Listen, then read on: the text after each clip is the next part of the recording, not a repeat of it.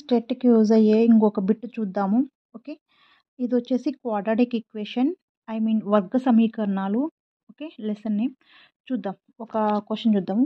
క్రింది వాటిలో -1, 6 మూలాలు కలిగిన వర్గ సమీకరణాన్ని కనుక్కోండి. వర్గ సమీకరణం అంటే ఏంటి?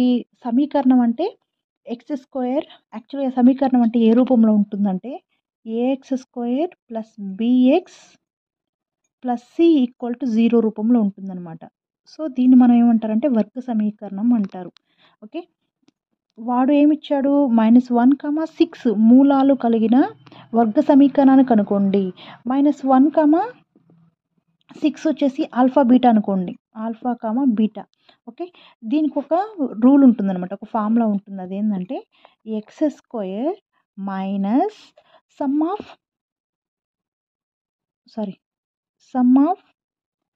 ఆఫ్ ద రూట్స్, ఇచ్చిన రూట్స్ అన్నమాట. Sum of the roots into x plus product of roots. Product అంటే ఆల్ఫా బీటాని ఇంటూ చేస్తామంట. Product of roots. ఓకే. = 0. ఇది వచ్చేసి మనకి రూల్ అనమాట. ఆ రూల్‌లో ఈ ఫార్ములాని యూజ్ చేయాలి. ఓకే. ఇది వచ్చేసి చాలా ఇంపార్టెంట్. ఓకే. ఏంటది? x² మైనస్ సమ్ ఆఫ్ అంటే ఇదనమాట. ఈ రెండిటిని సమ్ చేస్తారు. అంటే 1 + 6 అలా.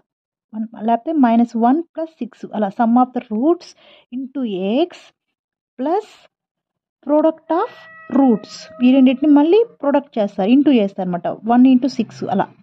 ఓకే. Product of roots. వీటిని యూజ్ చేసుకొని మనం అప్లై చేద్దాం. x²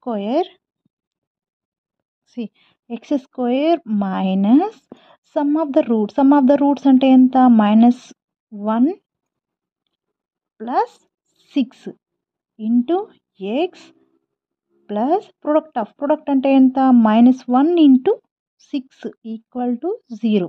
okay. Next again x² minus -1 + 6 how much?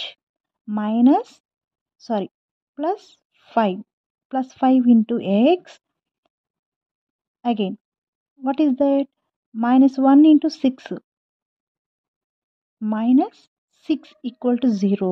Then again ఏం చేస్తాం? x² మైనస్ fx అంటే 5x -6 = 0.